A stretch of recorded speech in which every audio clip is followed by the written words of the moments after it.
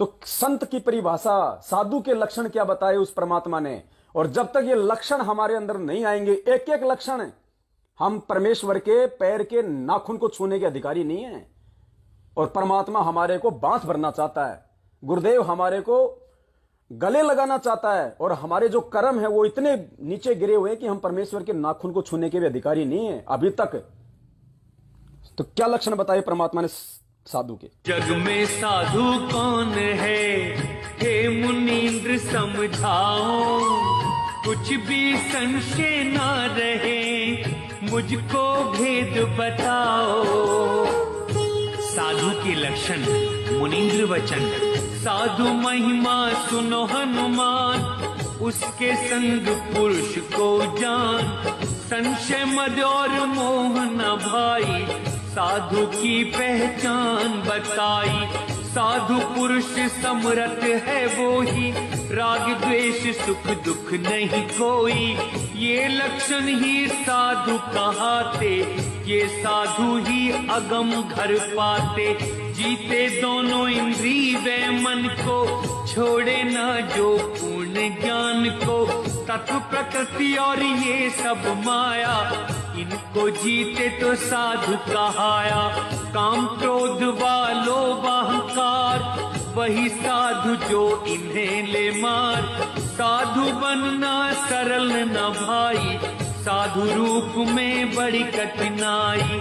हार जीत व मान अपमान, इनको छोड़े तो साधु जान। शील संतोष दया मन लावे, क्षमा गरीबी साधु कहावे।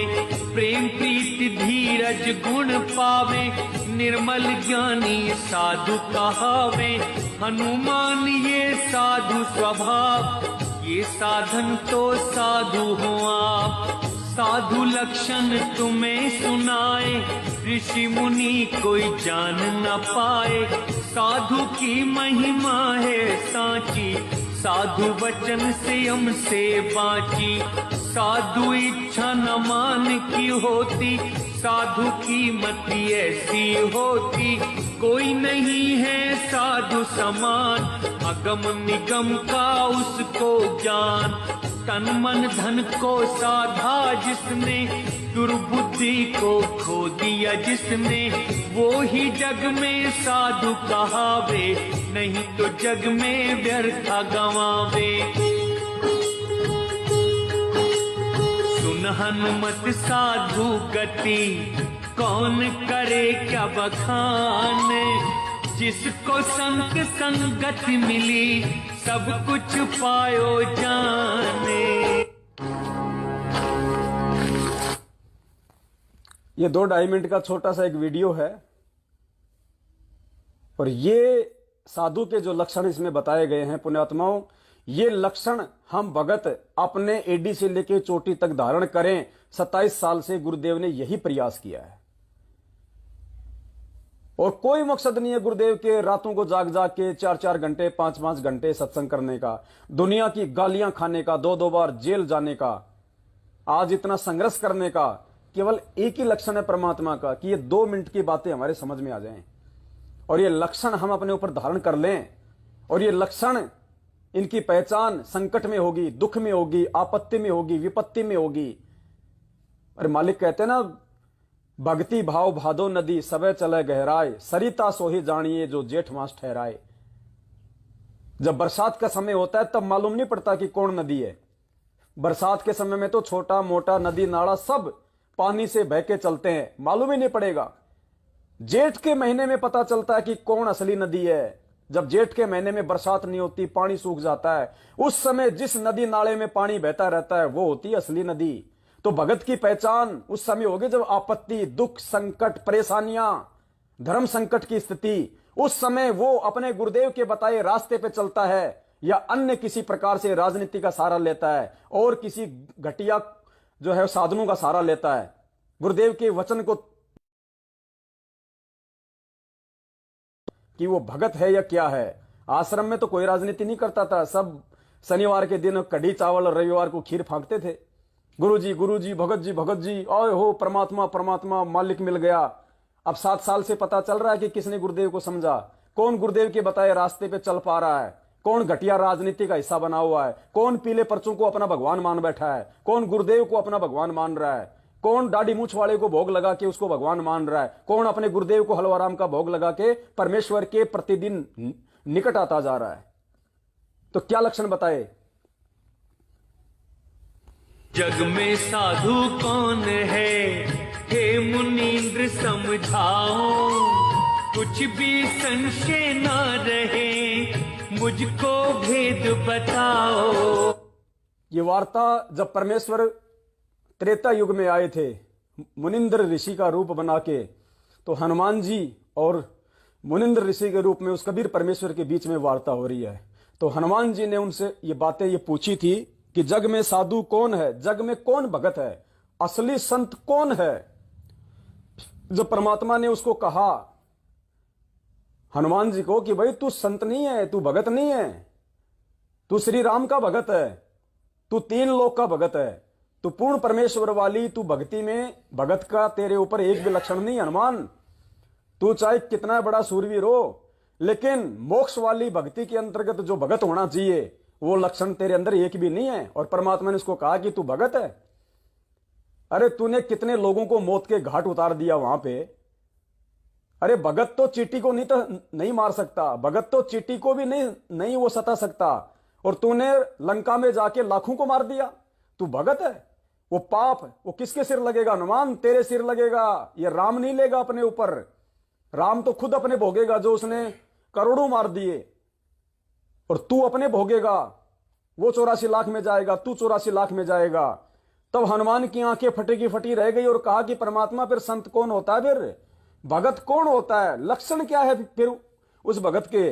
और पुण्यात्माओं ये जो वार्ताएं हो रही है उस समय, ये वार्ताएं सिर्फ आज आप और हमें समझाने के लिए हो रही हैं, क्योंकि ये परमात्मा ही सामने वाले के अंदर प्रेरणा करता है, जिसके कारण वो सवाल पूछता है। और वो सवाल इस परमात्मा ने आज पिछली पीढ़ी के लिए चुने। तो उन्होंने कहा कि जग में साधु कौन है, हे मुनिंद्र समझाओ, कुछ भी संशय ना रहे, मुझको भेद बताओ। कि उसको जानने के बाद मेरा कति संशय समाप्त हो जाए कि भगत होता कौन है, लक्षण क्या है। साधु के लक्षण मुनींद्र वचन, साधु महिमा सुनो हनुमान, उसके संग पुरुष को जान, संशय मद और मोह न भाई, साधु की पहचान बताई। क्या कहा परमात्मा ने? साधु महिमा सुनो हनुमान, उसके संग पुरुष को जान। यानी जिस भगत के मैं तेरे को लक्षण बता रहा हूं, यदि किसी भगत के अंदर अगर वो लक्षण होंगे, वो गुण होंगे, तो उसके संग पुरुष को जान। वो परमात्मा सदा उस भगत के साथ में रहेगा। क्या कहते हैं परमात्मा हमें नित्य नियम में? गुरु भगता मम आत्म सोई, और वाक्य हृदय में रहूं समोई। परमात्मा ने कहा कि जो अपने गुरु जी का भगत होगा, तो गुरु जी ने तो भगत के कुछ लक्षण बताए, पहचान बताई। अगर उन पहचान में, उन लक्षणों में अगर कोई खरा उतरेगा, तो वो क्या कहलाएगा? वो गुरु जी का भगत है। और अगर ऐसा कोई गुरु जी का भगत है जो गुरु जी की प्रत्येक मर्यादा में, गुरु जी के प्रत्येक आदेश में, प्रत्येक नियम में चलेगा, तो कहते हैं मैं केवल उसी भगत के हृदय में रहूंगा, क्योंकि वो असली भगत।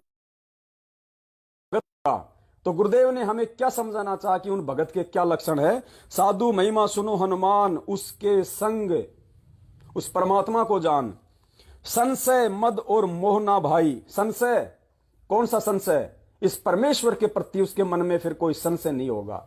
सृष्टि रचना सुनने के बाद में, उस अमर लोक के विषय में जानकारी अपने गुरुदेव के मुखारविंद से सुनने के बाद में, उसको दुनिया वाले नकली संत, नकली पंथ, आड़ोसी पाड़ोसी, पंडित, काजी, मुल्ला, कोई कितना ही संशय पैदा करना क्यों ना चाहे। तेरा गुरु भगवान है तो जेल में क्यों बैठा है? तेरा गुरु तो पहले इंजीनियर था, तेरे गुरु का और मेरे गुरु का खेत तो एक सवात है। मुझे अच्छे से पता है कि तेरे गुरु जी का काय का भगवान है, फलाना दिखना, शराब पीता था, बीड़ी पीता था, मेरे गांव का था। कहते हैं ये भक्ति लेने के बाद अगर कोई भगत होगा, ये ज्ञान सुनने के बाद कि ऐसा ज्ञान आज तक सृष्टि में किसी गुरु ने किसी को नहीं दिया, ये भेद आज तक किसी ने आके इस पृथ्वी पे नहीं खोला। कहते हैं ऐसा ज्ञान, ऐसी सृष्टि रचना सुनने के बाद, ऐसे अनमोल सत्संग सुनने के बाद, अगर किसी व्यक्ति के मन में काल चाहे लाख प्रयास करे उस गुरु के प्रति, उस सतगुरु के प्रति मन में संशय पैदा करने की। अगर किसी व्यक्ति के मन में वो संशय पैदा नहीं होता है किसी भी कारण से, चाहे कोई कितना ही, चाहे कोई सामने वीडियो क्यों ना दिखा दे, सामने चाहे कोई वीडियो क्यों ना दिखा दे कि देख तेरा गुरु इस लड़की के साथ में निर्वस्त्र नंगा बैठा हुआ, देख वीडियो चला दे, पुण्यात्मा उस समय भी आपके मन में संशय नहीं होना चाहिए और आपको यही विचार आने चाहिए कि नालायक, मेरा गुरु परमात्मा है और जितनी भी इस धरती पे स्त्री पुरुष हैं सब उसकी आत्मा, उसके बच्चे हैं। अरे नालायक, यहां पे तो तू वीडियो दिखा रहा है, ये आदमी को स्त्री के साथ नहीं, एक बाप अपनी बेटी के साथ बैठा हुआ है। अरे नालायक, जब 2 साल की बेटी होती है, बाप उसको नंगा करके उसको नहलाता है बाथरूम में, तो क्या तेरे मन में कोई संशय पैदा होती है? तो नालायक, तू जो मुझे दिखा रहा है ये बाप है, ये आदि अनादि है, सतगुरु आदि अनादि है, सतगुरु मध्य है मूल, सतगुरु को सिजदा करूं एक पलक नहीं भूल। सतगुरु पूर्ण ब्रह्म है, सतगुरु आप अलेख, सतगुरु रमता राम है, या में मीन नामेक। ये सभी आत्माओं का उत्पत्ति करता है, हम तो इसके बच्चे हैं। अगर कोई 100 साल का भी है तो भी वो गुरुदेव के लिए 2 दिन का बच्चा है। तो नालायक, जो तू दिखा रहा है ना, ये एक परमात्मा अपनी आत्मा के साथ बैठा हुआ है, उसको ज्ञान समझा रहा होगा नालायक, और तेरे जैसे मंद बुद्धि की परमात्मा परीक्षा ले रहा होगा कि इसके मन में क्या भाव उठते हैं। तो पुण्यात्माओं, इस प्रकार से कोई भी संशय किसी भी प्रकार का इस सतगुरु रामपाल जी भगवान के प्रति हमारे मन में तो क्या, हमारे आसपास भी नहीं आना चाहिए। तो परमात्मा कहते हैं कि सबसे पहला लक्षण क्या है उसका? संशय। भक्ति और भगवान के प्रति, सतगुरु के प्रति जिसके मन में रति भर भी संशय ना हो पैदा किसी भी कारण से, चाहे काल भगवान धरती पे उतर के आ जाए, वो भगत का सबसे पहला लक्षण बताया। मद, आलस्य नहीं होना चाहिए भगत को किसी भी प्रकार का, कोई सेवा में, कोई भक्ति में, अपने सतगुरु के आदेश की पालना में, किसी भी प्रकार का उसको कोई मद नहीं होना चाहिए, आलस्य नहीं होना चाहिए। और मोह ना भाई, संशय, मद और मोह परमात्मा ने बताया कि इतना ज्ञान सुनने के बाद में हमारे को किसी भी चीज में मोह नहीं होना चाहिए, ना बेटा में, ना बेटी में, ना कार में, ना कोठी में, ना संपत्ति में, ना दुकान में, ना व्यापार में, ना इस दुनियादारी में। हमने केवल अपना फर्ज अदा करना है कि ये बेटा बेटी मेरे नहीं हैं। ये बेटा बेटी अगर मेरे होते तो आज से पहले कहां थे मुझे नहीं पता। शरीर छोड़ने के बाद ये किसके बेटा बेटी बनेंगे या सतलोक के अधिकारी बनेंगे, ये इनके संस्कारों के ऊपर है। मुझे तो परमात्मा ने एक सेवा दे रखी है कि बेटा तेरे ऋण संबंधी हैं और मैंने तुझे सेवा दी है, तू इनका भरण पोषण कर, इनका पालन पोषण कर, ये मेरी आत्मा है और तू मेरा नौकर है। मैंने तुझे जिम्मेदारी दे रखी है इनका पेट पालन की। अगर तू बाप है तो एक बाप की भूमिका निभा, अगर तू एक पति है तो तू एक पति की भूमिका निभा, और मेरे इन बच्चों की तू परवरिश कर जो मैंने तेरे यहां पे छोड़ रखे हैं। सिर्फ इतना होना चाहिए, एक फर्ज अदा होना चाहिए। उनमें मोह नहीं पैदा करना कि मेरे बेटे को मैं इंजीनियर बनाऊंगा, मेरे बेटे को मैं बिरला स्कूल में पढ़ा के डॉक्टर बनाऊंगा, और मेरा बेटा डॉक्टर बन के फिर बुढ़ापे में मेरे पैर दबाएगा, मेरी सेवा करेगा, दुनिया कहेगी देख कितना अच्छा बेटा पैदा किया। और परमात्मा कहते हैं वो बेटे को तूने डॉक्टर बना दिया, 6 महीने बाद एक्सीडेंट में मर गया, तो अब उसने दबा दिए उसने तेरे पैर। तो परमेश्वर कहते हैं कि इस भक्ति मार्ग में आने के बाद में मोह नहीं होना चाहिए। मोह अगर तेरे को रखना है इस परमेश्वर के प्रति रख। साधु माई बाप हैं, साधु भाई बंद, साधु मिलावे राम से यम के काटे फंद। तमेव माता च पिता तमेव, तमेव बंधु च सखा तमेव, तमेव सर्वे मम देव देव। अगर बेटे की भूमिका भी कोई निभाएगा बुढ़ापे में तो यही सतगुरु रामपाल जी भगवान निभाएगा। त्रिलोचन भगत की कहानी सुनी होगी ना आपने। पहाड़ पे रहता था, दस्त लग गए, नौकर गांव चला गया, परमात्मा ने उसका नौकर बनके उसकी लैट्रिन उठाई। तो नौकर की भूमिका भी ये भगवान निभाएगा अगर आवश्यकता पड़ी तो, बेटे की भूमिका भी भगवान निभाएगा जब आवश्यकता पड़ेगी। और हम जब पूर्णतया सतगुरु के भगत बन जाएंगे और पतिव्रता धर्म पे टिक जाएंगे तो पुण्यात्माओं सारी भूमिका ये भगवान निभा देगा। इसलिए असली मोह अपने गुरु के चरणों में होना चाहिए। सतगुरु सुंदर रूप अपारा, सतगुरु 3 लोक से न्यारा। सतगुरु से ज्यादा सुंदर हमने बेटा बेटी, अपने पत्नी भाई बंधु रिश्तेदार जवाइयों को ना कहना है, ना हमने उनके अंदर वो सुंदरता को वो देखना है, क्योंकि असली सुंदरता यहां है ही नहीं। ये काल का लोक है, ये डमी लोक है। इसलिए वो सुंदरता भी हमने अपने गुरु में देखनी है। सतगुरु सुंदर रूप अपारा, सतगुरु तीन लोक से न्यारा। तो वास्तविक मोह हमारा अपने सतगुरुदेव जी के प्रति होना चाहिए। भगत भाई बहनों के प्रति भी एक दूसरे का किसी का मोह नहीं होना चाहिए। बार बार उसके पास जाना, उठना, बैठना, उसी से ज्यादा लगाव करना नहीं। वो लगाव केवल ज्ञान तक सीमित होना चाहिए कि मैं इससे कुछ सीखूं, मुझे कुछ मालूम पड़े अपने गुरुदेव के विषय में, गुरुदेव के ज्ञान के विषय में, मैं भी इसके जैसा बनने का प्रयास करूं, अपने गुरुदेव का असली दास बनने का प्रयास करूं। असली मोह इस परमेश्वर में, क्योंकि मालिक ने कह दिया जहां आशा तहां वासा होई, मन कर्म वचन सुमरियो सोई। अंत समय में जहां तेरी आशा होगी इतनी सी भी, वही काल तुझे पटक देगा। और अंत समय में अगर सतगुरु में आशा रही कंप्लीटली तो सतलोक में पटक देगा परमात्मा। तो साधु महिमा सुनो हनुमान, उसके संग पुरुष को जान, संशय मद और मोना भाई, साधु की पहचान बताई। साधु पुरुष समरथ है वो ही, राग द्वेष सुख दुख नहीं कोई। ये लक्षण ही साधु कहाते, ये साधु ही अगम घर पाते। साधु पुरुष समर्थ है वो ही।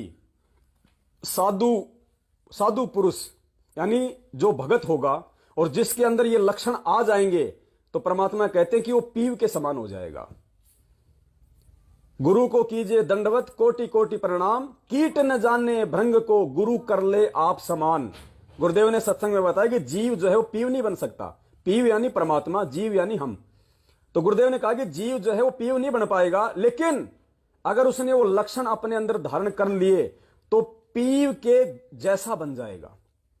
जैसे गुरुदेव ने कहा कि चुंबक तो चुंबक होती है, लेकिन लोहा यदि काफी समय तक उसके संपर्क में रहता है और फिर उसको लोहे को चुंबक से हटा दिया जाए तो उसमें भी चुंबक वाले थोड़े बहुत गुण आ जाते हैं। वो लोहा भी दूसरे लोहे को अपने से चिपकाने लग जाता है।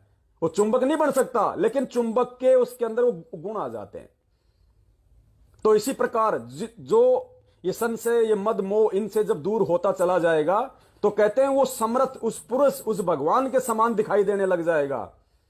वो ऐसा समर्थ की तरह वो समर्थ होता हुआ नजर आएगा। राग द्वेष सुख दुख नहीं कोई। परमात्मा कहते हैं हर्ष सोग है समान गति, संशय सरब शरीर, और राग द्वेष बड़े रोग हैं, यम के पड़े जंजीर।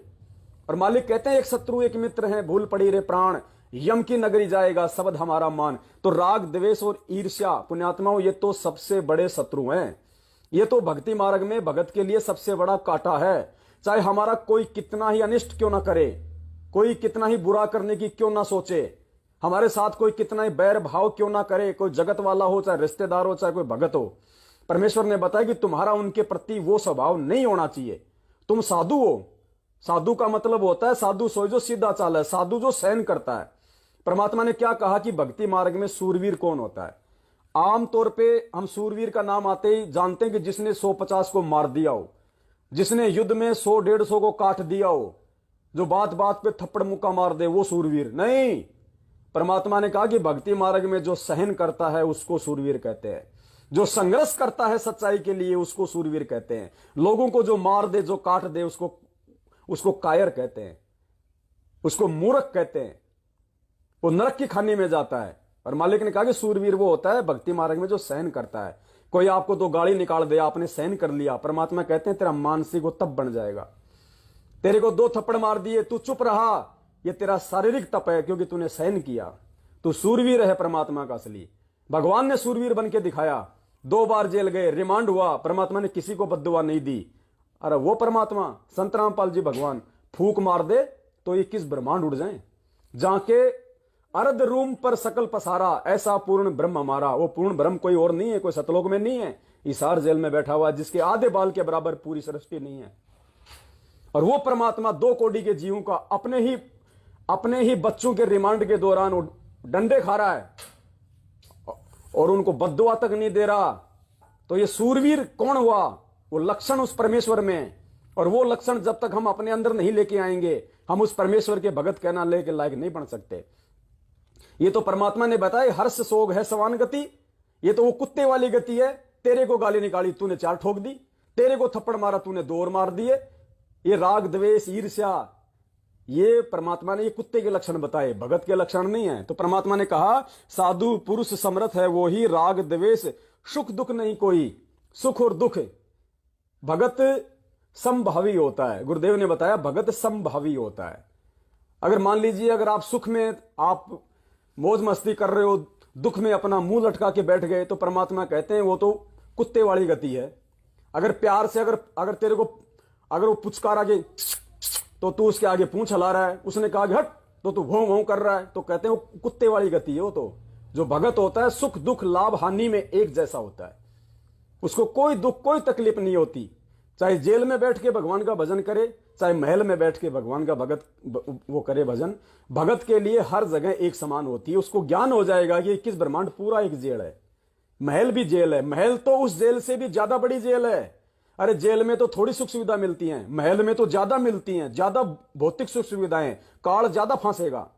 तो परमेश्वर ने कहा कि जो सुख दुख में एक जैसा रहेगा वो असली भगत होता है, लक्षण होते हैं भगत के। ये लक्षण ही साधु कहाते, ये साधु ही अगम घर पाते। इस प्रकार के लक्षण जिस आत्मा में उस तत्वदर्शी संत के सत्संग सुन के आने शुरू हो जाएंगे, परमात्मा कहते हैं ये साधु ही अगम घर पाते, सतलोक की प्राप्ति मोक्ष की प्राप्ति ऐसा व्यक्ति ही कर सकता है।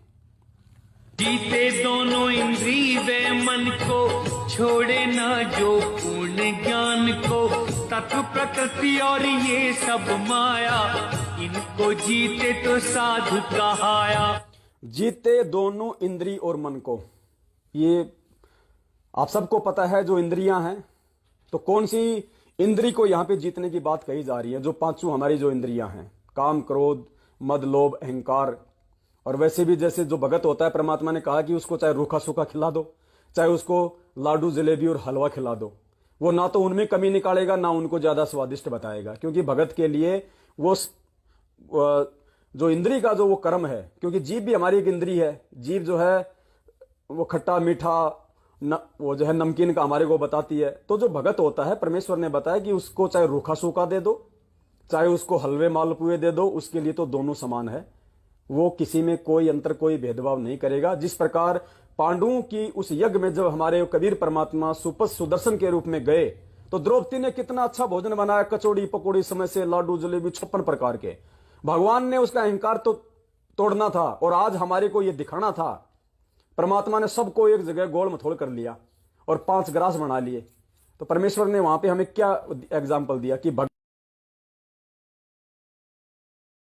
मिल जाए जैसा मिल जाए, सूखी रोटी मिल जाए, हमें खानी है भगवान का प्रसाद मान के।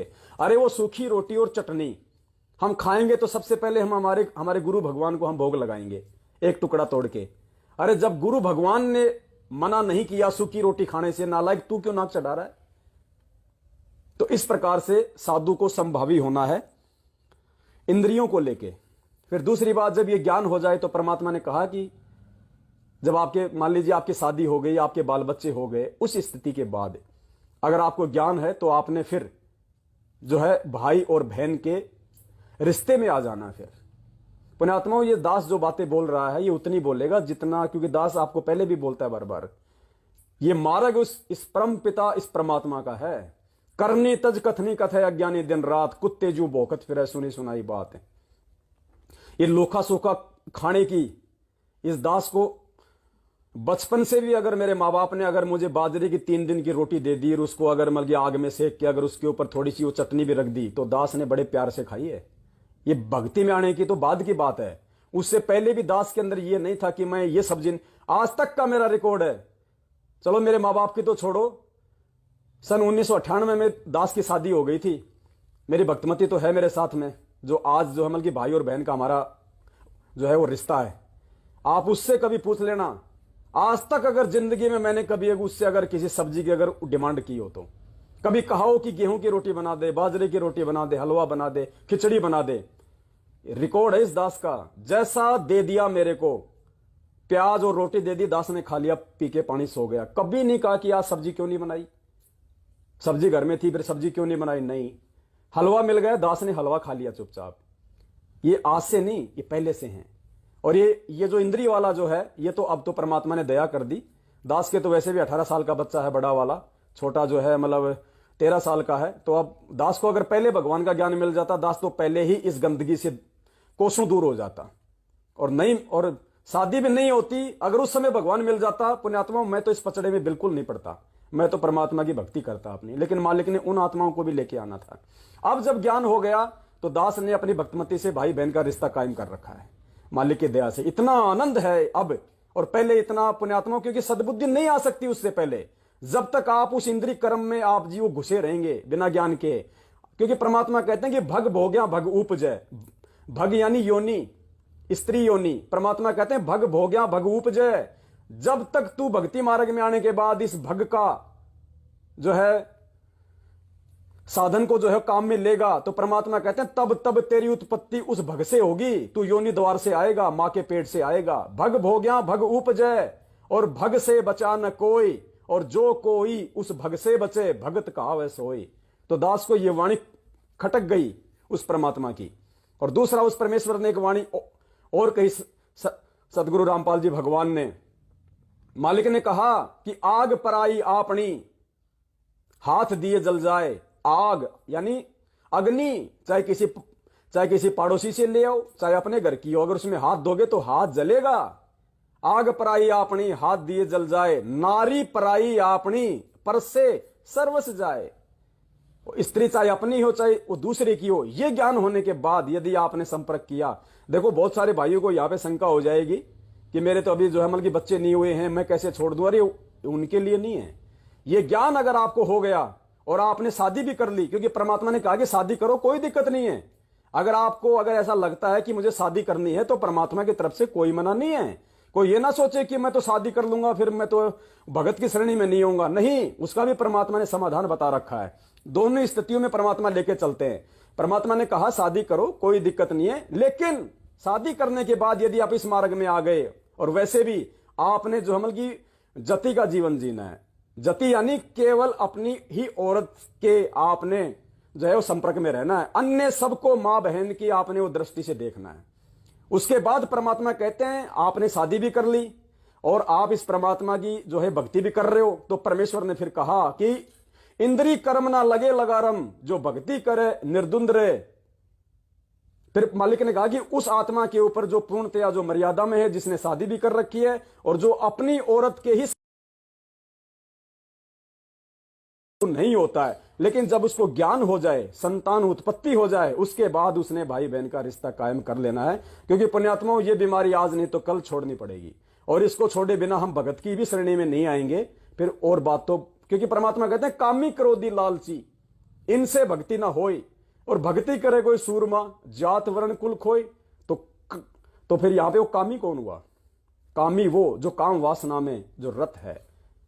और जब ज्ञान से समझ में आ जाएगा कि मेरा गुरु मेरा भगवान कौन, सतगुरु रामपाल जी भगवान, और मैंने नाम ले लिया, मैं क्या बन गया? उनका बेटा वचन का। और मेरी पत्नी ने नाम ले लिया, वो क्या बन गई? वचन की बेटी। हम दोनों क्या हुए फिर? पति पत्नी। समझ के हमने ये कदम उठाने हैं। जल्दबाजी में कोई भाई कोई फैसला ना ले। यदि आपकी पार्टनर आपका सहयोग नहीं करती है तो आपके ऊपर कोई दोष नहीं है। आप परमेश्वर से क्षमा याचना मांगते रहिए, आप परमेश्वर से प्रार्थना करते रहिए कि परमेश्वर आप इनको सद्बुद्धि दो, और परमेश्वर मैं भी इस गंदे जाल से धीरे धीरे जो है वो बाहर निकलूं। तो ये ज्ञान समझ में आने के बाद की प्रोसीजर है। जल्दबाजी में फैसले कोई भाई बहन ना ले। तो जीते दोनों इंद्री और मन को, छोड़े जो ना पूर्ण ज्ञान को, जो इस परमेश्वर के ज्ञान को, यथार्थ सत भक्ति मार्ग को, इस परमेश्वर के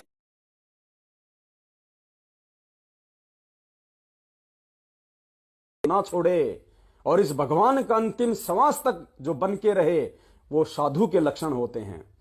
देखो पतिव्रता औरत कौन होती है? गुरुदेव ने क्या बताया? अगर जरा सा भी उसके मन में दोष पैदा हो गया, किसी दूसरे व्यक्ति की सुंदरता को देख के, किसी दूसरे व्यक्ति के धन को देख के, अगर जरा सा भी उसमें अगर मोह हो गया दूसरे व्यक्ति में, वो पतिव्रता नहीं होती वो स्त्री, फिर वो व्यभिचारिणी स्त्री होती है। और ये परमात्मा तो अंतर्यामी है और हम उसकी आत्माएं हैं। हमने अगर सौपन में भी किसी देवी देवता की तरफ अगर आसक्ति अपनी लगा ली, कोई डिमांड उनसे वो कर ली, और यहां तक कि दाढ़ी मूछ वाली फोटो को भी यदि हमने भगवान मान के, जो हम सोचते हैं कि वो कबीर जी की फोटो है, अगर उससे भी हमने कोई डिमांड आध्यात्मिक क्षेत्र में अपने गुरुदेव के अलावा की, तो भी हम उस पतिव्रता धर्म से, हम उस पद से नीचे गिर जाएंगे। क्योंकि परमात्मा ने पहले बोल दिया अपनी वाणी में, हरि सुमरे सो वार है और गुरु भजे होए पार। हरि को सुमरने से, हरि से डिमांड करने से कुछ नहीं मिलेगा, गुरु भजे होए पार, क्योंकि वो हरि खुद तेरे सतगुरु के रूप में है। तत्व प्रकृति और ये सब माया, इनको जीते जो साधु कहा। ये तत्व प्रकृति में सब आ जाते हैं, क्योंकि ये 5 ये गुण हैं, और 5 गुणों की जो है वो 25 प्रकृतियां बताई गुरुदेव ने। जैसे ये डर है, भय है, लोभ है, लालच है, अहंकार है, ये इस प्रकार की 25 जो है प्रकृतियां हैं। इन 5 जो हमारे जो विकार हैं, ये काम, क्रोध, लोभ, मोह, अहंकार, फिर इनके 25 जो है इनकी वो प्रकृतियां होती है। तो परमात्मा कहते हैं जो इन सब को जो छोड़ देगा, जो इन सब के ऊपर जो मतलब विजय प्राप्त कर लेगा मेरे ज्ञान से, इस भक्ति से, तो कहते हैं इनको जीते जो साधु कहा है। काम क्रोध वालो अहंकार, वही साधु जो इन्हें ले मार। साधु बनना सरल न भाई, साधु रूप में बड़ी कठिनाई। तो परमेश्वर ने ये काम, क्रोध, लोभ, मोह, अहंकार के विषय में जो बताया है कि जो इनको जो जीत लेगा, जो इनसे ऊपर उठ जाएगा, और वही जो है असली साधु कहलाएगा। और परमात्मा कहते हैं ये जीतना बिना इस ज्ञान के, बिना इस सच्चे सतगुरु की जो है वो शरण में आने, और शरण में आने के बाद भी यदि आप इसके वचन पे नहीं चलोगे, आप सत्संगों को आधार नहीं बनाओगे, उस परमेश्वर के उस प्रत्येक दोहे को, प्रत्येक वाणी को यदि अपने जीवन में जो है अमल में नहीं लाओगे, तो कहते साधु बनना फिर इतना सरल नहीं है भाई। फिर मालिक कहते हैं हार जीत व मान अपमान। हार जीत व मान अपमान, इनको छोड़े तो साधु जान। शील संतोष दया मन लावे, क्षमा गरीबी साधु का। हार जीत व मान अपमान, अपने आत्माओं ये मंदसौर की जो घटना हुई है, अब यहां पे हार जीत भी काल ने ठोक दी, मान अपमान भी काल ने ठोक दिया। देवीलाल की डेड बॉडी को लेके 5 करोड़ की डिमांड कर रहे हैं, और उस पीले पर्चे में क्या आया, अपराधियों को बख्शा नहीं जाएगा, कानूनी लड़ाई लड़ो। ये हार जीत है। देखो ऐसे काल भगवान सूक्ष्म चाल में फांसता है, और हम कहते हैं कि हम भगत हैं। भगत के लक्षण तो ये बता रखे परमात्मा ने। हार जीत व मान अपमान, क्या कहा परमात्मा ने, हार चले सो साधु है, लागी मरे सो नीच। और तुम वहां पे क्या कर रहे हो, उनको जीतने का प्रयास कर रहे हो, अपनी डिमांड लेके तुम प्रशासन के रास्ते में तुम रोड़ा बन के वहां पे खड़े हुए हो। अरे तुम भगत होते तो भगवान तुम्हारे ऊपर ऐसी आपत्ति क्यों आने देता, तुम्हारे को रोड पे उस डेड बॉडी को लेके पड़ने की नौबती क्यों आती अगर तुम भगत होते तो। क्या कहा परमात्मा ने, पतिव्रता जमीन पर ज्यो ज्यो धर है पांव, समर्थ झाड़ू देत है ना काटा लग जाए। तुम्हारे काटा ही नहीं लगना चाहिए था, क्योंकि भगत के आगे तो परमात्मा, अगर उसके प्रारब्ध में, उसके जीवन में अगर कोई संकट आना हो, तो परमात्मा क्या कहते हैं कि पतिव्रता जमीन पर जो जो धरे पाव। पतिव्रता यानी वो आत्मा, वो भगत जमीन पर जो जो धरे पाव, उस सत्संग की तरफ वो जा रहा था, और समर्थ झाड़ू देते ना काटा लग जाए। परमात्मा उसके रास्ते में आने वाली हर समस्याओं का समाधान करेगा, उसकी आपत्तियों को दूर करेगा, क्योंकि ये मालिक का ये गुण है कि संत शरण में आने से आई टले बला, जय मस्तक में सूली हो व कांटे में टल जा। तो परमात्मा ने तुम्हारी वो बड़ा वो क्यों नहीं टाली, क्योंकि तुम भगत नहीं हो। तुम्हारे अंदर भगत और भक्ति के लक्षण मैनेजमेंट ने आने नहीं दिए। तुम्हारे को 7 साल से इन्होंने भटका के रखा हुआ है, गुरु वचन से दूर रखा हुआ है। तो ये हार, मान, जीत, अपमान, ये देखो काल ने उन सब के अंदर डाल दी। 5 करोड़ की डिमांड की मैनेजमेंट ने, और हजारों लोग रोड पे बैठ गए 5 करोड़ की डिमांड को लेके, सबको ठग लिया काल ने। हार जीत व मान अपमान, इनको छोड़े तो साधु जान। सील संतोष दया मन लावे, समा गरीबी साधु कावे। अब ये तो सील संतोष दया, जब अगर वो पहले वाले इतने जो गुण बताए परमात्मा ने, अगर वो ही नहीं आ रहे, तो सील संतोष दया ये कहां से आ जाएंगे। वो तो अच्छा हुआ गोली मार के भग लिया, नहीं तो उसका चूरमा निकाल देती है संगत वहां पे। वो वीडियो भी है दास के पास में, जो उनके पीछे भग रहे भगत ले लेके लठ गालियां निकाल रही है माता बहने की, पकड़ो कुत्तों को, पकड़ो कुत्तों को। भगत लठ लेके भग रहे हैं उनके पीछे। वो तो अच्छा हुआ वो भग लिया गोली मार के, संगत उसका चूरमा निकाल देती। तो परमात्मा कहते हैं सील संतोष दया मन लावे। क्या कहा परमात्मा ने, गुरुदेव ने अपने सत्संग में बताया कि एक साधु था, वो रोज नदी में नहाने के लिए जाता था, साथ में उसके चेले भी जाते थे। एक दिन साधु नहा रहा था, एक बिच्छू पानी में बहता आ रहा था। साधु ने सोचा ये डूबेगा, मर जाएगा, इसको निकाल दूं। साधु ने उसको पकड़ के बाहर फेंकने की कोशिश की तो उसने डंक मारा, साधु के खून आ गया। साधु ने फिर पकड़ा, फिर डंक मारा, फिर पकड़ा, फिर डंक मारा। 5-7 बार ऐसा किया। शिष्य देख रहा था। शिष्य ने कहा कि गुरुदेव, इस नीच प्राणी को आप इसको बचाने का प्रयास कर रहे हो, ये आपको एक जो है काटे जा रहा है, मरने दो ना गुरुदेव इसको। तो गुरुदेव ने कहा कि संत ना छोड़े संतता, चाहे कोटि की मिले संत। उस साधु ने कहा, अरे भाई ऐसी बात नहीं है, देख ये एक जानवर है, ये एक जीव है और इसका स्वभाव है डंक मारना। और जब ये अपनी प्रकृति को नहीं छोड़ रहा, ये अपने स्वभाव को नहीं छोड़ रहा जो इसके अंदर उस परमेश्वर ने दिया है, इसका स्वभाव है लोगों को मारना, लोगों को डंक मारना, लोगों को काटना। और ये उस स्वभाव को छोड़ के लोगों से प्यार नहीं कर रहा, ये परमेश्वर के आदेश की पालना कर रहा है, अपने स्वभाव को नहीं छोड़ रहा ये। तो जब ये एक जीव अपने स्वभाव को नहीं छोड़ रहा, तो मैं एक साधु हूं और मेरा उस परमेश्वर ने कुछ मेरे अंदर गुण दिए, स्वभाव दिए कि संत ना छोड़े संतता, चाहे कोटिक मिले संत। और परमात्मा कहते हैं कि दया बिना दरवेश कसाई। अरे जब ये जानवर होके अपने स्वभाव को नहीं छोड़ रहा, तो मैं साधु होके, भगत होके अपने स्वभाव को क्यों छोड़ूं। तो पुण्यात्मा, वो तो अज्ञानी थे, वो तो निगुरे थे, वो तो शास्त्र ज्ञान को नहीं जानते थे। उन्होंने गोली चला दी, डंडे मार दिए, तो आपने अपना बचाव करना था। उनके पीछे कुत्ता गधा कह के मारने के लिए लठ लेके नहीं भगने थे। फिर मालिक की वाणी क्या कह रही है, जो तोकू काटा बोवे ताको बोतू फूल। अरे ऐसे समय में तो भगत की पहचान होती है। इस दास को मध्य प्रदेश में मार रहे थे लठों से, अरे दास भी उठा के पत्थर एक आधे का सिर तो फोड़ ही देता। जयपुर में दास को मारने आए 8-10 जने, अगर 20 मारेंगे तो 2 तो में भी मार ही देता। इस दास को गालियों की इतनी बौछार की हुई है, दास भी 2-4 निकाल देता। मेरे मुंह पे कौन सा जो है अलीगढ़ वाला ताला लग रहा है, लेकिन मुझे उस परमेश्वर के विधान का पता है कि बेटा ये तो जो करेंगे सो भरेंगे। तूने अगर मेरे विधान को तोड़ दिया, भले तेरे को कितना मारो, कितना पिटो, कितनी गालियां निकालो, तू अगर भगत के लक्षणों से ऊपर अगर हटा तो ठीक है, वो गलत कर रहे हैं, उनको उनका मिलेगा। लेकिन तूने भी अगर विधान तोड़ दिया तो तुझे भी उसका दंड भोगना पड़ेगा, उस कर्म का प्रतिफल तुझे भी भोगना पड़ेगा। ये विधान है यहां का। तो दास तो उस बात से अच्छे से परिचित था, इसलिए दास ने मार खा ली, दास ने गालियां खा ली। और आज वो मारने वाले, गालियां देने वाले अकाल मौत मर रहे हैं, बेमौत मर रहे हैं। और यहां परमात्मा फूलों की तरह अपनी पलकों पे रख रहा है।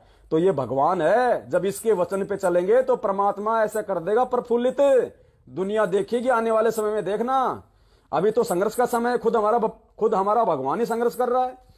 पुण्यात्माओं, ये कोई भक्ति नहीं हो रही वर्तमान में। परमात्मा भक्ति के लिए माहौल तैयार कर रहे हैं। अभी तो संघर्ष चल रहा है, खुद हमारा भगवान संघर्ष कर रहा है जेल में बैठ के। हम कैसे बाहर बैठ के आराम से हम भक्ति कर लेंगे? हम तो टाइम पास कर रहे हैं, भक्ति तो बाद में होगी। गुरुजी ने कहा था कि भक्ति तो भगवान करवाएगा, तुम कहां से भक्ति कर लोगे नालायको? भक्ति भी परमात्मा करवाएगा। तो अभी तो संघर्ष चल रहा है और हम उस परमेश्वर के संघर्ष में उसका सहयोग ना करके हम राजनीतियां कर रहे हैं। अरे भगवान के सत्संग में मुख्य अतिथि कौन होना चाहिए, भगवान या 2 कौड़ी का राजनेता? परमेश्वर के सत्संग में तो परमेश्वर ही होता है मुख्य अतिथि। और तुम बीजेपी की राष्ट्रीय महासचिव 2 कौड़ी के आदमी को लाके तुम उसको मुख्य अतिथि बना रहे हो। भगवान, पुण्यात्मा, फिर भगवान का महत्व कहां रह गया? फिर भगवान उस सत्संग में क्यों आएगा? अरे राजस्थान के मुख्यमंत्री के जन्मदिन पे आप बहुत बड़ा जो है प्रोग्राम कर रहे हो। तो राजस्थान के मुख्यमंत्री का जन्मदिन है तो राजस्थान के मुख्यमंत्री की वाह वाह होनी चाहिए। और तुम उसी प्रोग्राम में मध्य प्रदेश के मुख्यमंत्री को बुला के उसके गले में माला डाल रहे हो, उसके मुंह में तुम वो केक ठूंस रहे हो, तो वो क्या तुम्हें चाटेगा? अशोक गहलोत तो नाराज हो जाएगा कि नालायक, देखो जन्मदिन मेरा है, मेरे पैसों से पार्टी हो रही है और केक ठोक रहे शिवराज के मुंह में। तो वो कहां से प्रसन्न हो जाएगा? तो नालायको, ये प्रोग्राम उस कबीर परमात्मा का, सतगुरु रामपाल जी भगवान का, और मुख्य अतिथि बना रहे हो तुम 2 कौड़ी के राजनेताओं को। तो भगवान क्या वहां पे चढ़ेगा आके? गोलियां चलेंगी फिर, और क्या होगा? फिर वहां पे काला बैठेगा, क्योंकि राजनेता तो काल है, काल प्रेरित है, इनकी बुद्धि तो काल के अधीन है।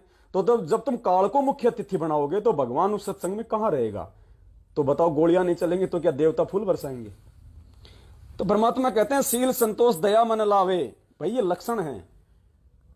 परमात्मा इसीलिए हमारे को सुबह सुबह नित्य नियम पढ़ाते हैं कि सारा दिन तुमने लोगों के साथ में, जहां तुम काम करते हो, जिस क्षेत्र में तुम रहते हो, जिन जिन लोगों से तुम्हारा पाड़ा पड़ता है, उन लोगों के सामने तुमने किस प्रकार से अपना जीवन जीना है, कैसा वार्तालाप करना है, कैसा उनके साथ में तुमने अपना मल की व्यवहार रखना है। इसलिए तुमको नित्य नियम पढ़ाया जाता है कि ताकि तुम मार ना खा जाओ। वरना भाई ये तो 751 का मुकदमा है, चाहे दिन में चाहे 20 बार करो। सुनो परमात्मा का सत्संग, वो भी, ताकि हमें इन चीजों का ध्यान से सुनियो मालिक का। आप नित्यनियम में भी पढ़ते हो, अपने नित्यनियम के अंदर आपको बहुत कुछ विज्ञान है। विज्ञान माने तत्व ज्ञान है, विशेष ज्ञान है। और इस ज्ञान को आप केवल एक रूटीन में पढ़ लेते हो कि हमने ये एक पढ़ना है, प्रतिदिन नित्यनियम करना ही करना है। लेकिन एक व्यवस्था बनाकर नहीं इसको प्रतिदिन करना चाहिए। जितनी देर भी इसको सुनो, किसी भी पार्ट को, इसके नित्यनियम का जितना भी बुद्धि मन निश्चल हो तेरा आपका, तो ये विचार करे कि इसमें क्या बोला है मालिक ने अपनी वाणी में, क्या आदेश है तेरे लिए। क्योंकि आप पौन घंटा नित्यनेम करते हो, इसमें ज्यादा से ज्यादा आपका मन 20% इस नित्यनेम के अंदर आप 20% ही सुन पाते हो। उस 20% को भी यदि आप विचार करो डेली कि इसमें क्या आदेश है मालिक का, और फिर अपने जीवन को सारा दिन, उस दिन को ऐसे ही सुचारू रखो। क्योंकि आपको घर से निकलने से पहले ये पढ़ा इसलिए जाता है कि आपके साथ रास्ते में कोई निकम्मा भी टकराओगा, कोई गाली देने वाला भी मिलेगा, कोई गुंडा भी बोलेगा, कितना कोई आंट भी लावेगा। तो उनके साथ आपने कैसे व्यवहार करना है। आवत गाड़ी एक है, उल्टा हो अनेक, और कह कबीर ना उलटी हुआ रहे एक की एक। इसको पढ़ना नहीं है। मान ले कोई बूंदा बोला है, गलत बोलता है, गाली देता है, तो उसने तो कर दिया यूं काम, और आप भी उल्टा दोगे तो फिर 4 और देगा, क्यों? तो पूरे मूड में है, वो तो फुल मूड में है लड़ाई के में, और आप भी आगे से उल्टी बोल पड़ोगे तो 4 बैठा है। जब बरसात क्या उनका मुकदमा रोज कर लेते दिन में। तो कहते परमात्मा आवत गाड़ी एक है, उल्टा हो अनेक, और कहे कबीर ना उलटियो रहे एक का एक। और देख आगे कितनी प्यारी बात कही है। गाली ही से उपजे कलह, कष्ट और मौत, मृत्यु तक तो पहुंच जाती है एक छोटी सी गाली। गाली ही से उपजे कलह, कष्ट और मीच, हार चले सो संत है, लाग मरे सो नीच। हम भगत भी हैं, और दूसरा में बुंडा अच्छा बोल रहा है, और उसने मान ले किसी किस कह दिया, हमने उसका 2 दराग धर दिए, उल्टे भी बोल दिए, फिर वो मारण पर उतारू हो गए, फिर हमने उठोक दिया। हो सकता है आप उसे तगड़े भी हो और अच्छा भी संवार दो, फिर आप में और उसमें कसर के रहेगी। आप तगड़े भी हो और आपसे हल्का आदमी भी आपने बुढ़ा अच्छा बोला है, उसने बालक समझ के अनजान है, उससे बचो। तो इन नित्य नियम करने का डेली हमें जो पाठ करते हैं, इससे ज्ञान यज्ञ तो होता ही है। ज्ञान यज्ञ के साथ हमने समाधान भी इसका साथ पैरेलल करना पड़ेगा, तभी इसके पढ़ने का लाभ है। एक लाभ तो हो गया ज्ञान यज्ञ का, और उसके ऊपर अमल हमने किया नहीं, उसका काम फिर सारा बिगड़ गया। तो कहते हैं ये बातें कहन सुन के नहीं भाई, ये कर पाड़न की है। तो पुण्यात्माओं, आपके समझ में आ गया होगा गुरुदेव हमें कितनी सरल भाषा में इन बातों को समझा रहे हैं, जो बातें दास आपको इन वाणियों के माध्यम से जो बताने का जो प्रयास कर रहा है। तो बातें वो ही हैं। हम इन वाणियों को हम ज्यादा महत्व दे देते हैं क्योंकि मीठी मीठी आवाज लगती है, बैकग्राउंड में म्यूजिक चलता है, लेकिन असर केवल अपने गुरुदेव के मुख कमल से सुनी हुई बातों का ही होगा। तो दास गुरुदेव के सत्संगों को चाहे दास आधा घंटा सुने, लेकिन दास उस ध्यान से सुनता है जैसे आप इन वाणियों को ध्यान से सुनते हो। तो दास के लिए तो ये वाणियां महत्वपूर्ण नहीं है, दास के लिए तो गुरुदेव के सत्संग महत्वपूर्ण है। अब ये इसमें सील, संतोष, विवेक, मोह, ममता, जीत, हार, मान, अपमान, परमात्मा इनको सीधे तौर पे बता गए। तो बात वही है। इसलिए परमात्मा कहते हैं कि जब सत्संग सुनो तो एकाग्रचित होकर सुना करो कि इसमें क्या कहा जा रहा है, गुरुदेव हमें क्या समझाना चाहते हैं, क्या बताना चाहते हैं। तो हार जीत वे मान अपमान, इनको छोड़े तो साधु जान, सील संतोष दया मन लावे, समा गरीबी साधु कहावे। गरीबी पुण्यात्माओं बहुत गहरा है ये आध्यात्मिक रहस्य परमपिता परमेश्वर का। कईयों का तो नेट खत्म हो गया, और इस 2 मिनट के इन वाणियों पे अगर हम चाहें तो 5 घंटे की साथ संगति हमारी हो सकती है, कम से कम 5 घंटे की। लेकिन दास शॉर्ट में लेना चाहेगा, क्योंकि परमेश्वर के सत्संगों के जब तक उदाहरण नहीं दिए जाएंगे हम समझ नहीं पाएंगे। समा गरीबी साधु कावे। पुण्यात्माओं, जो व्यक्ति सतलोक आश्रम मैनेजमेंट हरियाणा के पीछे हैं, या वैसे भी जो उनके पीछे नहीं है, और हो सकता है उनकी पारिवारिक स्थिति बहुत अच्छी होगी, काम धंधा बहुत अच्छा चल रहा है, अगर ऐसा कोई भगत भाई बहन है तो विचार कर लेना वो गुरु मर्यादाओं से दूर है। अगर आप परमेश्वर के भगत हो और परमेश्वर की मर्यादाओं में हो, और अगर आप गुरु जी की अगर मेहर आपके ऊपर है, अगर गुरु जी की मेहर आपके ऊपर है, तो इसकी एक पहचान है। आप उससे डिसीजन ले सकते हो कि गुरु जी की मेरे ऊपर मेहर है या नहीं, मैं गुरु मर्यादाओं में चल रहा कि नहीं चल रहा हूं। एक वाणी परमात्मा की, कौन सी वाणी? साई इतना दीजिए जिसमें कुटुंब समाए, हम भी भूखे ना रहें साधु न भूखा जाए। इस मार्ग में आने के बाद अगर आपकी 2 फैक्ट्रियां हैं उसको 1 कर दो। अगर भगवान चाहिए, भक्ति चाहिए, अगर 2 फैक्ट्रियां हैं तो 1 कर दो, और जितना समय तुम दूसरी फैक्ट्री में देते थे वो समय परमात्मा की भक्ति में लगाओ, और कोशिश करो उस 1 फैक्ट्री में से भी तुम और समय इस परमात्मा की भक्ति को दे सको, उतना ही उसमें काम धंधा करो जितना कि तुम्हारा रोजी रोटी का काम चल जाए, तुम्हारी जो आवश्यक जो इच्छाएं हैं वो पूर्ति हो जाए। कम से कम कोशिश करना। और तुम सोच रहे हो कि मेरे तो परमात्मा ने 1 फैक्ट्री और खुलवा दी, मेरा तो परमात्मा ने इतनी जमीन और दिलवा दी। नहीं, तुम काल के मुंह में जा रहे हो। परमात्मा की मेहर नहीं है तुम्हारे ऊपर, इसका एग्जाम्पल दिया उस परमात्मा ने। पुण्यात्मा, इतिहास उठा के देख लेना, परमात्मा ने जो लोग अरस के ऊपर थे और जिनको परमात्मा ने भक्ति करवानी थी, परमेश्वर किसी भी कारण से उनको नीचे फर्श पे लेके आए हैं। माया में भक्ति नहीं हो सकती, धन में भक्ति नहीं हो सकती। इतिहास उठा के देख लेना, इब्राहिम सुल्तान का उठा के देख लो। राजा से परमात्मा ने ऐसी स्थिति में ला दिया, जंगल से लकड़ियां तोड़ता, बाजार में बेचता, झोपड़ी में रहता। नरसिंह भगत 56 करोड़ की माया थी, आज से 500 साल पहले, 3 जो भी समय था, 56 करोड़ आज का अनिल अंबानी फैल। ऐसी स्थिति में ला दिया परमात्मा ने। खुद के लिए झोपड़ी के लिए भी पैसे नहीं रखे, गांव से बाहर जंगल में झोपड़ी बना के रहने लगा, मजदूरी करके खाने लगा। धर्मदास जी 17 अरब संपत्ति के मालिक थे, 17 अरब। आज के अंबानी, टाटा, बिड़ला सब फैल, सारे मिलके उनके पास में उतने पैसे नहीं होंगे जिस समय उसके पास में 17 अरब थे। सरकार को लोन देते थे। हाँ, गुरुदेव ने बताया कि जब वहां के राजा के ऊपर जब कोई आपत्ति आ जाती थी तो वहां का राजा भी धर्मदास जी के पिताजी से सहायता मांगता था। उसका परमात्मा ने मोह भंग कर दिया, संपत्ति से भी और बेटे से भी। इस संपत्ति में भक्ति नहीं होगी। फिर क्या बताया परमात्मा ने हमारे भ्रम निवारण करने के लिए? सेहु सम्मन की कथा हमने सुनी होगी। पुण्यात्माओं, गुरुदेव ने क्या बताया कि सेवा करके भी अगर आप में कोई अहंकार आ गया, सेवा आप भगवान की आप सेवा भी कर रहे हो, और अगर मन में कोई दोष आ गया तो भी आपको परमात्मा उसका वो प्रतिफल नहीं देगा जो मिलना चाहिए था। सम्मन के मन में क्या आया? अगर मेरे पास में धन होता, अगर मेरे पास में आज कोई पैसा होता, आज मुझे अपने बेटे की गर्दन नहीं काटनी पड़ती, आज मैं परमात्मा को अच्छा अच्छा भोजन करवाता। ये उसके मन में दोष आ गया।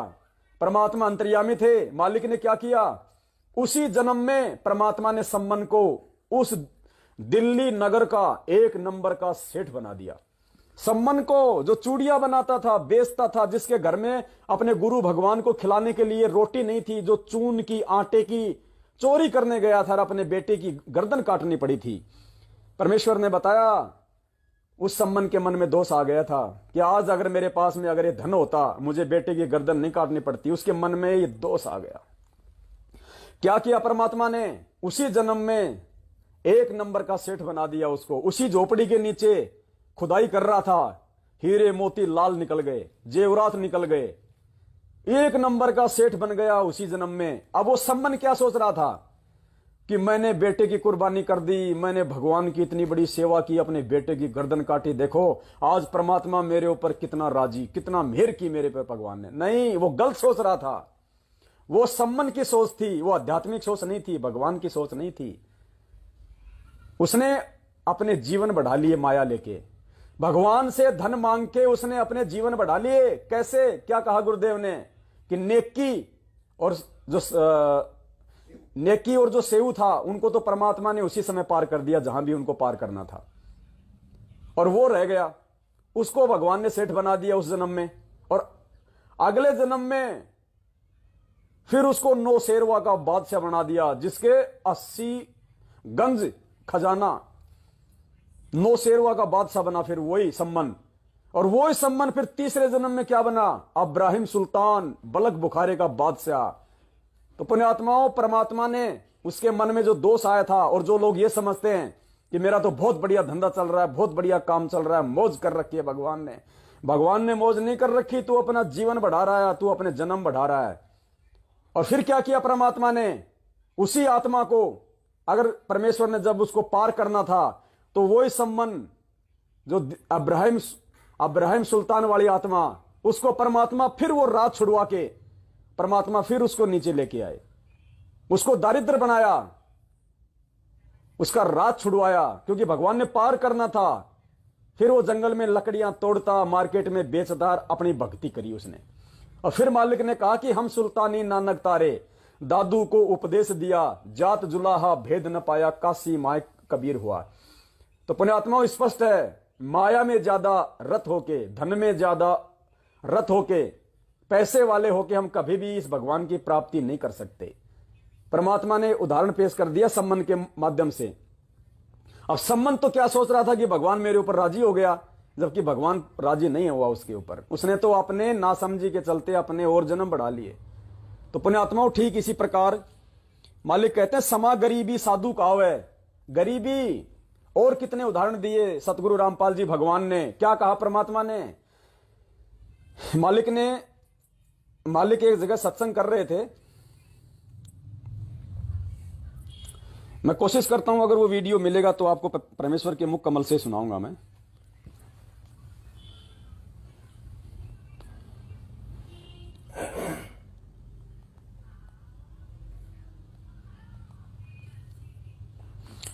शायद नहीं है दास के पास में, वर्बली बताना पड़ेगा। परमेश्वर एक जगह कहीं पे सत्संग कर रहे थे, तो मालिक ने उस सत्संग में अपनी वाणी कही कि दानी को नहीं देत हूं, ना राखूं वर्ष करोड़, और ये माया है सूम की, कंजूस की, बंदी सूमगल डोर। तो सत्संग में परमात्मा ने कहा कि जो मेरा भगत होगा और जो दान करेगा, उसको मैं धन नहीं दूंगा।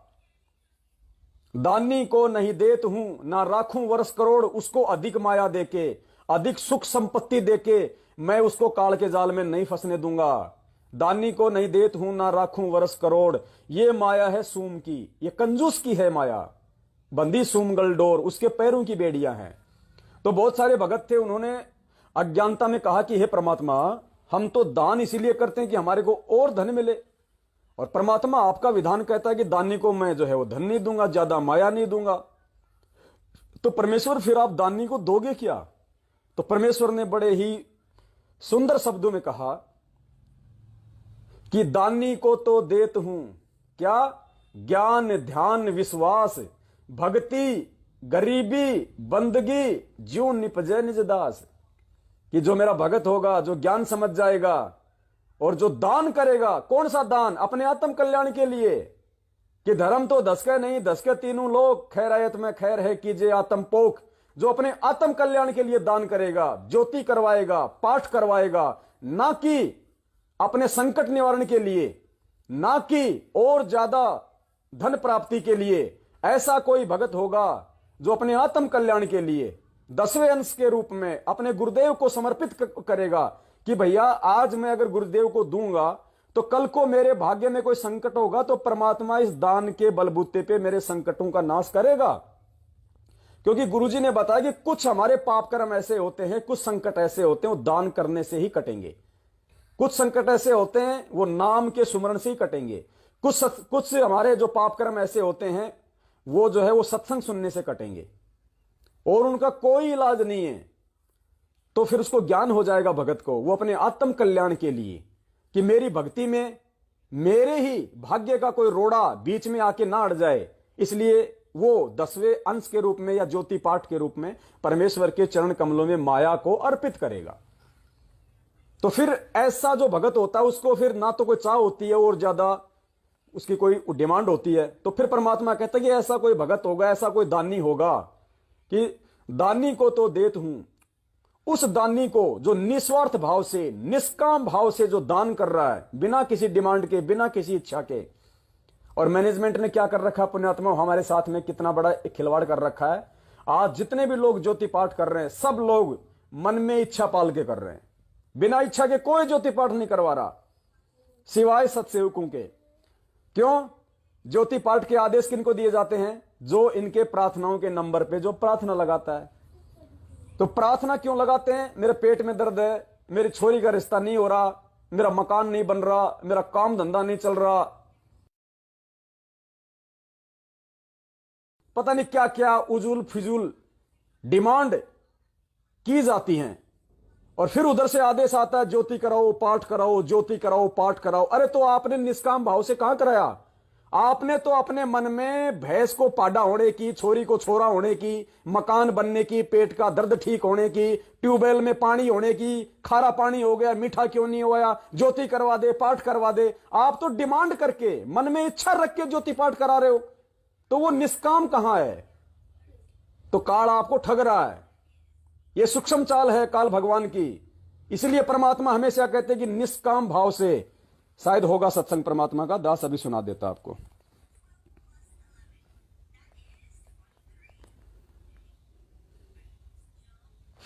देखो ध्यान से सुनना परमात्मा का सत्संग और इसको समझने का प्रयास करना। परमात्मा कहते हैं कि बिना किसी इच्छा के ज्योति पाठ करवाया जाता है। और फिर मालिक ने क्या कहा? कभी नहीं कहा कि ज्योति करवा दे, पाठ करवा दे, जो आपको आदेश दिए जाते हैं। गुरुदेव ने क्या कहा कि आप ज्योति या पाठ का संकल्प कर लो। संकल्प के लिए कहा परमात्मा ने, दे दे, करवा दे नहीं। ध्यान से सुनना। कबीर साहब ने गरीबदास जी ने आकर के यथार्थता में लाकर बिल्कुल साफ कर दिया कि भजन करे तो इस नाम का करे, दान करे तो यूं करे कि बिन इच्छा जो देत है सो दान कहावे।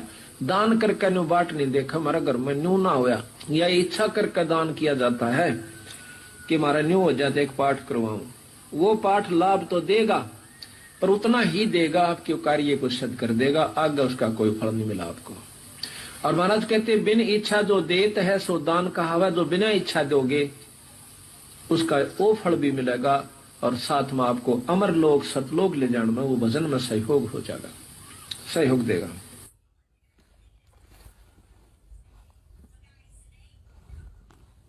बिन इच्छा दो देत है सो दान कहावे, स्पष्ट कर दिया परमात्मा ने। समझदार को संकेत काफी होता है। और यहां जितने भी जो ज्योति पाठ मैनेजमेंट के द्वारा जो आदेश दिए जाते हैं वो उनकी प्रार्थनाओं पे दिए जाते हैं, उनकी इच्छाओं पे दिए जाते हैं कि मेरा ये नहीं हो रहा, मेरा वो नहीं हो रहा, मेरा वो हो जाए, मेरा ये हो जाए। तो वो तो इच्छा हो गई। और परमात्मा कहते हैं फिर वो मोक्ष में काउंट नहीं होगा। तुम्हारे आने वाले संकट में कोई रोड़ा होगा तो उसमें वो दान काम नहीं करेगा। वो तो तुम वर्तमान समय के जो डिमांड कर रहे हो उसी में तुम्हारे को राहत देगा परमात्मा।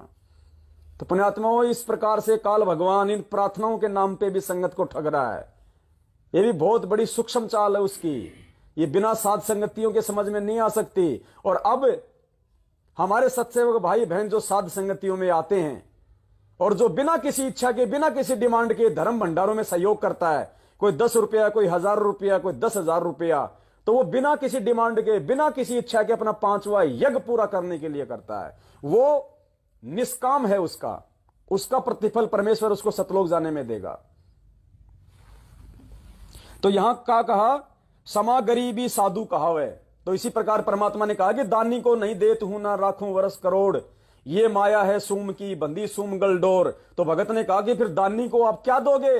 जो निष्काम भाव से जो दान करेगा, बिना किसी इच्छा के जो ज्योति पाठ करवाएगा, तो परमेश्वर ने कहा दानी को तो देत हूं मैं ज्ञान, ध्यान, विश्वास। ज्ञान दूंगा उस पुण्यात्मा को, मुझे पहचान जाएगी, मुझे समझ जाएगी कि सतगुरु रूप में साक्षात कौन है इस धरती पे। ध्यान, उसका ध्यान यानी उसकी जो सोच है, उसका जो समर्पण है वो मेरे प्रति हो जाएगा, सत्संगों के प्रति हो जाएगा, इधर उधर उसका मन नहीं भटकेगा। ज्ञान, ध्यान, विश्वास। और जब ज्ञान ध्यान ठीक हो जाएगा तो विश्वास तो ऑटोमेटिक हो जाएगा, क्योंकि जिधर जानवर चलेगा पूंछ तो उधर ही चलेगी, पूंछ कभी ऊपरी दिशा में नहीं चलेगी। तो ज्ञान और ध्यान तो है इंसान, और फिर जो पूंछ हो गई वो पूंछ तो फिर पीछे पीछे चलेगी, फिर विश्वास तो ऑटोमेटिक होगा। फिर तो दानी को तो देत हूं ज्ञान, ध्यान, विश्वास, भक्ति, गरीबी, बंदगी। भक्ति, गरीबी दूंगा उसको, क्योंकि परमात्मा कहते हैं सुख के माथे पत्थर पड़े जो नाम हृदय से जाए, और बलिहारी उस दुख पे जो पल पल नाम रटावे। तो मालिक कहते हैं मैं उसको गरीबी दूंगा। और फिर परमात्मा ने क्या कहा कि टोटे में भक्ति करे।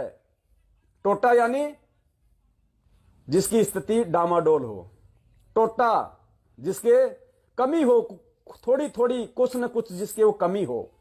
परमात्मा कहते हैं कि टोटे में भक्ति करे सोए सच्चा सपूत।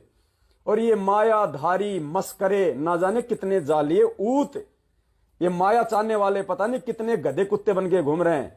और मालिक कहते हैं जो गरीबी में जो भक्ति करेगा, दारिद्र्य में जो भक्ति करेगा, वो मेरी प्यारी आत्मा होगी, उसको मैं सतलोक भेजूंगा। इसलिए डिमांड नहीं करनी चाहिए भगवान से। ये माया मांगना, बेटा मांगना, कार मांगना, कोठी मांगना, ये फिजूल के खर्चे हैं। कल को देखना जब ये ज्ञान हो जाएगा तो हमें एक गुड्डा गुड्डी नजर आएंगे जो परमात्मा हमें समझाते हैं। तो इसी प्रकार इस वाणी में कहा गया सील संतोष दया मन लावे, समा गरीबी साधु कावे। इस प्रकार जो साधु स्वभाव ये साधन तो साधु हुआ। क्या कहा परमात्मा ने आगे, प्रेम प्रीति धीरज गुण पावे। प्रेम, परमात्मा कहते हैं अब वही बात है, ये प्रेम भक्ति। खैर वहां तो गुरुजी अपने मुंह बोले जो गुरुजी हैं, है ना, हमारे जो दादा गुरुदेव हैं, उनको एक शिष्य और गुरु परंपरा के तहत उनको भाव दे रहे हैं। अन्यथा ये प्रेम भक्ति कोई रामानंद जी नहीं लेके आए। जो परमात्मा अपनी वाणी में कहते हैं ना कि प्रेम भक्ति गुरु रामानंद लाए, नहीं, ये प्रेम भक्ति तो सतगुरु रामपाल जी भगवान लाए। अब कि वास्तव में जो प्रेम है वो क्या होता है, आज उन्होंने जो प्रेम की जो परिभाषा है वो आप और हमें बताइए, समझाइए। पुण्यात्माओं, ये ज्ञान समझने के बाद जो प्रेम, निष्पाप निश्चल प्रेम जो अपने सतगुरुदेव जी के प्रति और अपने भगत भाई बहनों के प्रति जो प्यार और प्रेम आज आप और हमारे अंदर है, वो किसी दूसरे संत और पंथ के अंदर नहीं हो सकता, वो आज से पहले नहीं हो सकता था। तो ये प्रेम भक्ति, क्योंकि ये ज्ञान होने के बाद में निस्वार्थ भाव से इस परमार्थ के लिए यदि कोई सेवा करेगा, कोई भक्ति करेगा, तो केवल सतगुरु रामपाल जी भगवान का भगत कर सकता है, दूसरा नहीं कर सकता। बाकी सब स्वार्थ के ऊपर आधारित है। तो ये प्रेम भक्ति सतगुरु रामपाल जी ले आए, भरी कबीरा भरपूर, खुद ही कबीर है, खुद ने उसमें रंग भर दिया। तो प्रेम कीर्ति धीरज गुण पावे। धीरज, धैर्य, मालिक कहते हैं ना सील संतोष समा विवेक, ये 5 जो गुण हैं। तो ये जो धैर्य है, धीरज होनी चाहिए भगत को। किसी भी चीज को सोचे समझे, फिर उस पर अपना विवेक लगाए, उसके बाद फिर उस काम में हम आगे बढ़े। निर्मल ज्ञान ये साधु कावे। निर्मल ज्ञान, जिससे भी बात करे प्यार प्रेम से करे, जिससे भी बात करे परमात्मा की करे, फालतू की राजनीति की बात नहीं करे, इधर उधर की बात नहीं करे, जाटों के आरक्षण में जाके नहीं बैठे फालतू में, आनंद पाल की सीबीआई जांच में नहीं बैठना जाके, हमारे को देवीलाल की डेड बॉडी को लेके 5 करोड़ की डिमांड नहीं करनी चाहिए हमारे को।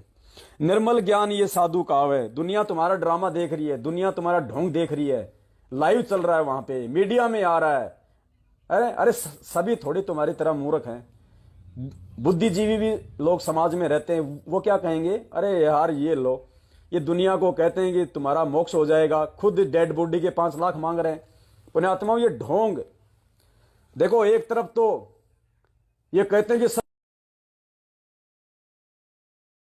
कर रहे हैं, रक्त दान कर रहे हैं, देह दान कर रहे हैं, यानी एक तरफ तो तुम देह दान करके और ये साबित करना चाहते हो कि हमारे लिए शरीर का कोई महत्व नहीं है, अगर ये दुनिया के काम आ जाए तो देह दान कर रहे हो, और दूसरी तरफ नालायक को मरने के बाद उसी दे के तुम 5 करोड़ मांग रहे हो। तो ये दो मुंह वाला गधा है। ये जीते जी भी तुम्हारा दे दान करवा के उन हॉस्पिटलों से खा रहा है और मरने के बाद भी तुम्हारी दे के 5-5 करोड़ ले रहा है। पुण्यात्माओं, इस गधे से बचना ये बहुत डेंजर है। फिर मालिक क्या कहते हैं, हनुमान ये साधु स्वभाव कि सुन हनुमान, ये होते हैं एक भगत के गुण, एक साधु के स्वभाव। ये साधन तो साधु हो आप। अगर हनुमान तेरे अंदर ये गुण है तो तू भी साधु है। तो हनुमान की तो आंखें फिर गई कि भगवान मैं तो इनके आसपास भी नहीं हूं। मैंने तो जिंदगी में जो भी किया, लड़ाई दंगे किए, झगड़े किए, मैंने तो किसी का हाथ उखाड़ दिया, किसी की पूंछ उखाड़ दी। लंका में गए तो वहां पे 1500 मार के आ गया है। परमात्मा अगर किसी ने मेरे अगर इष्ट के विषय में कुछ बोल दिया तो मैंने उसको रपटा दिया। परमात्मा मेरे अंदर ये गुण तो एक भी नहीं है जो आप बता रही है, ये तो मेरे एड़े नेड़े भी नहीं है। तो परमेश्वर ने कहा कि हनुमान ये साधु स्वभाव और ये साधन तो साधु हो आप। अगर ये गुण तेरे अंदर हैं तो तू साधु है।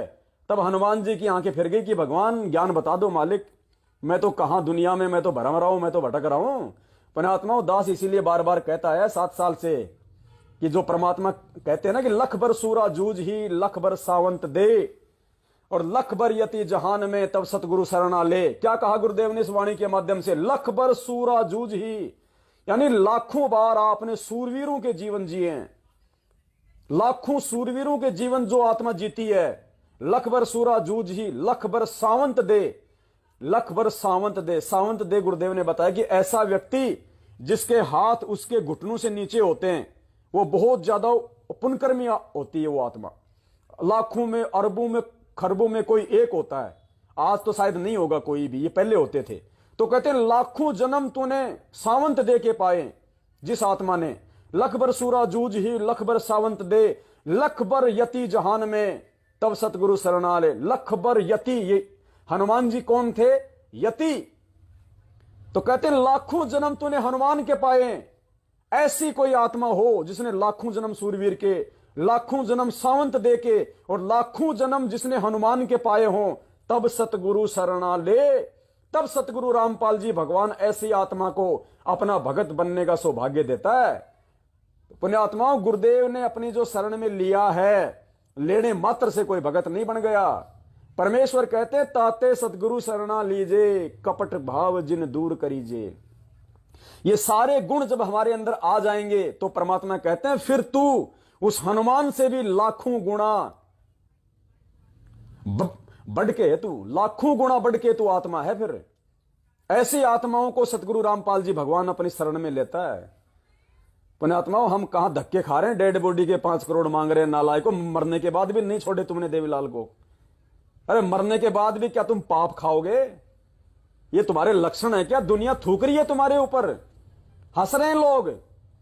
गुरुदेव तुम्हारी अज्ञानता पे हंस रहे होंगे इस जेल में बैठे बैठे कि मैंने किन गधों को ज्ञान दे दिया। 27 साल से अगर ये सत्संग मैं किसी कुम्हार के गधे को सुनाता, वो भी बैकुंठ में जाने की तैयारी कर लेता, और तुम्हारे नालायक को जू भी नहीं रहेंगी। पुण्यात्माओं, कहां जी रहे हम? ध्यान देना है बातों पे। आगे चलिए। साधु लक्षण तुम्हें सुनाए, ऋषि मुनि कोई जान न पाए। साधु की महिमा है सांची, साधु वचन से हमसे बाची।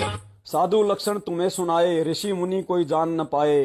कि देख ले हनुमान, जब तू खुद ही साधु नहीं है, तेरे अंदर इनमें से एक भी कोई गुण लक्षण नहीं है, तो ये ऋषि मुनि, ये दाढ़ी बढ़ा बढ़ा के तपस्या करने वाले काल भगवान ने जिनको तोप बना रखा था, किसी को भी श्राप दे देते, ये दुर्वासा ऋषि जैसे, कहते हैं इनको तो इन चीजों का कोई आन भान भी नहीं था। साधु लक्षण तुम्हें सुनाए, ऋषि मुनि कोई जान न पाए। साधु की महिमा है साची, साधु वचन से यम से बाची। साधु वचन से यम से बाची, यानी साधु वचन यम से भी टक्कर ले लेगा, परमात्मा उसको यम से बचा लेगा ऐसी आत्मा को, अगर ये लक्षण अगर किसी के अंदर होंगे तो। अरे भाई जरा देखना, इसका नेट वो हो गया, वो ला चार्जर लेके अपना। पुण्यात्मा शायद थोड़ा डिस हो गया है, मैं देखता हूं एक बार। हाँ है मेरे पास, ये रहेगा, लगा रहा हूं मैं। बैटरी थोड़ी डिस हो गई, अभी लगा रहा है दास।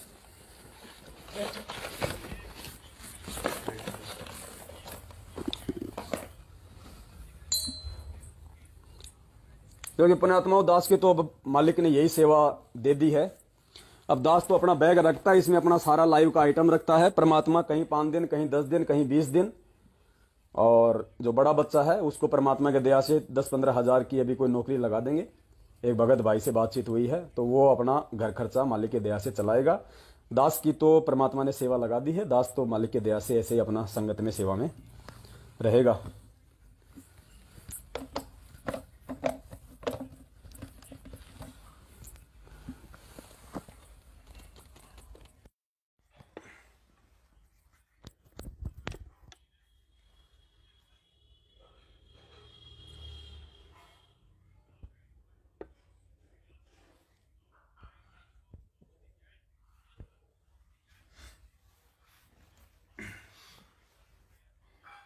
साधु की महिमा है सांची, साधु वचन यम से बांची। अब इसकी आवश्यकता नहीं है क्योंकि इसकी जगह चार्जर लग गया। अब तो आवाज हो सकता है थोड़ी कम आई, लेकिन ध्यान से सुन लेना। आगे चलिए। साधु इच्छा न मान की होती, साधु की मति ऐसी होती, कोई नहीं है साधु समान, अगम निगम का उसको जान। साधु इच्छा ना मान की होती। परमात्मा कहते हैं जो भगत होता है उसको किसी प्रकार की ना कोई इज्जत की कोई टेंशन होती है, ना कोई बेइज्जती की कोई टेंशन होती है। जिनको ज्ञान नहीं है वो बेइज्जती करते रहेंगे, वो राग द्वेष ईर्ष्या फैलाते रहेंगे, वो मेरे भगत को ठग भगोड़ा फलाना दिखना पता नहीं क्या क्या बोल के अपना जीवन बर्बाद कर लेंगे। तो साधु इच्छा ना मान की होती। इसलिए 1 साल हो गई दास ने उन भाइयों के खिलाफ कभी एक शब्द नहीं कहे। 1 साल से भी ज्यादा हो गया होगा। दास ने उनके खिलाफ कभी कोई शब्द नहीं कहे। अगर कहा है तो उनको समझाने के लिए कहा है, क्योंकि मैं उनके जैसा नहीं हो सकता। मैं ईंट का जवाब पत्थर से नहीं दे सकता। मैं किसी की व्यर्थ में निंदा चुगली करके परमेश्वर की कुदृष्टि का पात्र नहीं बनना चाहता। तो जो करेंगे अपना पाएंगे। कबीरा तेरे झोपड़ी गलकटियन के पास, जो करेगा सो भरेगा, तू क्यों भया उदास। कोई दिक्कत नहीं। साधु इच्छा ना मान की होती। हम जो लाइव आ रहे हैं, एक दूसरे से बातचीत कर रहे हैं, साथ संगतियां कर रहे हैं, कोई पब्लिसिटी के लिए नहीं कर रहे। ये वीडियो कोई मान बढ़ाई के लिए नहीं कर रहे। मुझे कोई पेंशन थोड़ी मिल रही है।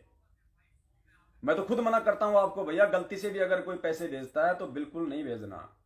अगर हमें आवश्यकता होगी, और वो भी किस लिए, परमेश्वर की सेवाओं के लिए, घर खर्चे के लिए नहीं, गाड़ी घोड़े के लिए नहीं, डीजल पेट्रोल के लिए नहीं, मैनेजमेंट वालों की तरह अपने ससुराल जाने के लिए नहीं, सेवाओं के लिए। ये टैबलेट लेके आने, ये कंप्यूटर लेके आने लाइव के लिए, और साधन लेके आना, सिर्फ इनके लिए, फालतू की चीजों के लिए नहीं, कभी नहीं। आपका एक पैसा भी व्यर्थ नहीं जा सकता पुण्यात्माओं, एक पैसा भी, क्योंकि हमें पता है इस परमेश्वर के विधान का। अगर एक पैसा भी अगर मेरे भगत भाई बहनों का अगर व्यर्थ में कहीं हो गया इधर उधर, तो मैं खुद दोषी, और वो भाई बहन भी परमेश्वर से वो लाभ प्राप्त नहीं कर पाएंगे। तो साधु इच्छा ना मान की होती, साधु की मति ऐसी होती। हमारे गुरुदेव को भी लोगों ने भगोड़ पता नहीं क्या क्या उपमाएं दी है। ठग है, लुटेरा है, हिंदू धर्म का विरोधी है, ईसाइयों से मिला हुआ है, गुंडा है, भुंडा है, देशद्रोही है, पता नहीं क्या क्या उपाधियां दे रखी है। जैसा कि कुछ नालायक लोग मुझदास के प्रति पोस्टर बना बना के सारा दिन कुत्ते की तरह भोंकते रहते हैं। तो जब मेरे गुरु को कोई असर नहीं पड़ रहा, मेरा गुरु उनकी तरफ कोई ध्यान नहीं दे रहा, और गुरुदेव ने मुझे ये कहा कि बेटा अगर तू सही है, तेरे खिलाफ अगर कोई कुछ बोल रहा है, तो परमेश्वर ने कहा कि बेटा तेरे को तो फायदा है। कैसे? परमात्मा कहते हैं कि निंदक मेरा ना मरो। थोड़ी आवाज कम कर।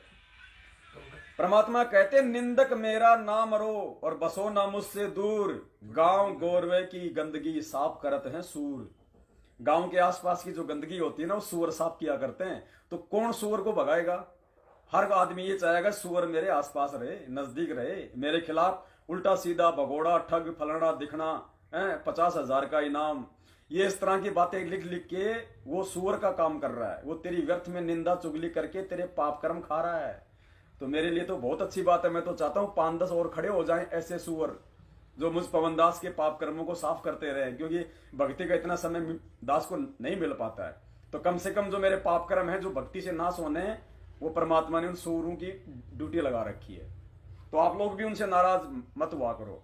अब वो बहन थी, वो रीना, जिसने दास को कहा कि तू कुत्ता है, टट्टी है, तो पुण्यात्मा मैं क्यों नाराज नहीं हो रहा? क्योंकि उसने बोल दिया। अब वो जाने में कहे चाहे वो अनजाने में कहे, उसने मेरे पाप कर्म खा लिए, उस लेवल के, उस परसेंटेज में उसने मेरे पाप कर्म खा लिए। तो मैं ममता बहन को क्यों नहीं समझाऊंगा कि बहन, जब मेरे पाप कर्म हल्के हो रहे हैं तो तू बीच में रोड़ा क्यों बन रही है, तू चुप रह, इनको खाने दे मेरे पाप कर्म, मुझे सतलोक जाना भाई। तो साधु इच्छा न मान की होती, साधु की मति ऐसी होती, कोई नहीं है साधु समान, अगम निगम का उसको ज्ञान। अगम निगम यानी अच्छे बुरे, भले बुरे की। अब परमेश्वर ने हमें भगत बना के तत्व ज्ञान देके अगम निगम का ज्ञान दे दिया। अगम निगम का कि अब क्या होगा मेरे साथ, अगर भक्ति नहीं करूंगा तो 84 लाख योनियों में जाऊंगा, काल की तपस्या का कष्ट झेलूंगा, परमात्मा से दूर हो गया तो काल मेरे को ठगेगा, मेरे सतनाम की भक्ति से पता नहीं मुझे देवता बना देगा, इंद्र बना देगा, महाइंद्र बना देगा, स्वर्ग लोक में भेज देगा, महास्वर्ग में भेज देगा, ब्रह्म लोक में भेज देगा, फिर वहां से मेरी जेब खाली करा के मुझे नीचे पटकेगा, फिर मुझे यहां राजा बना देगा, और फिर मुझे 84 लाख योनियों में ठोक के सुअर बना के दुनिया की जो है वो टट्टी भी खिला देगा। तो इसलिए परमात्मा कहते हैं जो साधु होगा वो अपने गुरुदेव के ज्ञान पे विचार करके उसको अगम निगम का ज्ञान हो जाएगा। अच्छा क्या है मेरे लिए बुरा क्या है, कौन सा जो कर्म है मेरे लिए अच्छा है, कौन सा जो कर्म है मेरे लिए बुरा है। तो कहते हैं कोई नहीं है साधु समान, अगम निगम का उसको ज्ञान। तन मन धन को साधा जिसने, दुर्बुद्धि को खो दिया जिसने, वो ही जग में साधु कहावे, नहीं तो जग में व्यर्था गवा। तन मन धन को साधा जिसने और दुर्बुद्धि को खो दिया जिसने, तो साफ अर्थ है, आप समझ गए होंगे। तन मन धन को साधा जिसने, परमात्मा कहते हैं कोई तन दुखी, कोई मन दुखी, कोई धन बिन रहे तो उदास। तो ये तीनों शब्द यहां हैं, तन मन धन को साधा जिसने। और मालिक की वाणी क्या कह रही है, कोई तन दुखी, कोई मन दुखी, कोई धन बिन रहे तो उदास, और थोड़े थोड़े सब दुखी, एक सुखी राम का दास, एक सुखी सतगुरु रामपाल जी का दास।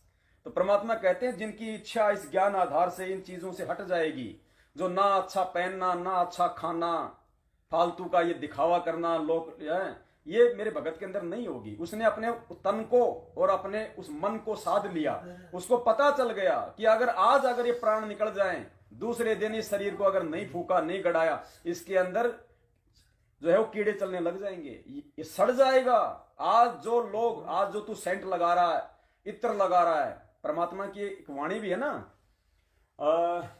भाई इस काया का गर्व ना करियो, के काला के गोरा रे, बिना भजन कुछ काम ना आवे, चाहे सेंट छिड़को चारों ओर आ रे। इसका कोई यूज नहीं है। आज हम इस पे सेंट लगा रहे हैं, दुनिया को दिखा रहे हैं कि 1000 वाला सेंट है, दूर से महक आ रही है। परमात्मा कहते हैं कल मर गया, चौथे दिन इसके अंदर, दूसरे दिन इसके अंदर वो बदबू मारना शुरू कर देगा, तेरा सेंट भी नहीं दबा पाएगा। चूहा मरता है, कैसी बदबू आती है, उससे भी भयंकर बदबू आदमी की बॉडी में आती है। ये किसी काम की नहीं है ये शरीर। गुरुदेव ने बताया कि जानवर मर जाए तो उसकी हड्डियां काम आ जाए, उसकी खाल काम आ जाए, उसका मांस काम आ जाए खाने के लिए, जो खाते हैं जो ये दुर्बुद्धि लोग। अरे इंसान, अगर तू मर गया तो तेरा तो ना लेटरिन काम आता, ना पेशाब काम आता, ना तेरी हड्डियां काम आती, ना लायक, तू तो किसी काम का नहीं। ये देह तो तेरे को परमात्मा ने केवल भक्ति के लिए दी है, तू अपना आत्म कल्याण करवा सकता है इस देह में, इसका ये फायदा है। तो परमात्मा कहते हैं इस प्रकार से उस भगत को इस शरीर का भी ज्ञान हो जाएगा। इसको कितना संवार लो, कितना नहा धो लो, मैल उतार लो, कितने अपना इत्र लगा लो, कितने अच्छे अच्छे कपड़े पहन लो। परमात्मा कहते हैं नक बेसर नक्शे बनी, वह पहरे थी हार हमेल। जो रानियां, बड़े बड़े जो घरों की जो औरतें थी जो बिना भक्ति के, कहते हैं नक बेसर नक्शे बनी, पहरे थी हार हमेल, और साहिब पहरे थी हार हमेल, और सुंदरी से कुतिया बनी, सुन साहिब के खेल। फिर वो सुंदर औरतें जो राजा महाराजाओं की रानी पटरानियां बिना भक्ति के कुतियां बन के घूमती हैं फिर मार्केट में नंगी। गुरुजी ने एक सत्संग में बताया, एक राजा था, उसने किसी साध्वी से नाम ले लिया। उस साध्वी का नाम था पुल्लो। तो राजा क्या करता था, राजा के 3 रानियां थी, तो राजा हमेशा उस साध्वी की उनके साथ में प्रशंसा किया करता था कि भाई अगर भगत हो तो पुल्लो जैसी हो, भाई ऐसा ज्ञान, ऐसी भाई हो। तो रानियों ने सोचा राजा सारा दिन उसका पुल्लो का ही बखान करता रहता है, पता नहीं वो पुल्लो कितने जो है वो सुंदर होगी। तो एक दिन राजा ने क्या कहा कि भाई आज यहां पे मैं